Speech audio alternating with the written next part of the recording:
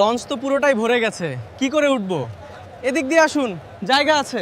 আরে বাবা, ভেতরে পা ফেলারও জায়গা নেই। কি দারুণ লাগছে। এই লঞ্চের খাবারগুলো তো দেখছি খুব মজা।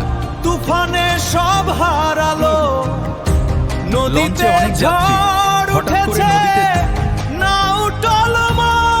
আল্লাহ বাঁচাও, আল্লাহ বাঁচাও। আর কোনদিন সামাদ লঞ্চে উঠবো না। আল্লাহ বাঁচাও। সামাদ লঞ্চে উঠবো না। ও আল্লাহ গো, আইবারের মতো বাঁচাই দাও। আয়ার জীবনেও সামাদ লঞ্চে উঠমু না। আল্লাহর কাছে শুকরিয়া, ঝড় থেমে গেছে। আল্লাহু আকবার, শুকরিয়া আল্লাহ। ওই হে দেখো, ওই দেখো ঘাট দেখা যাচ্ছে।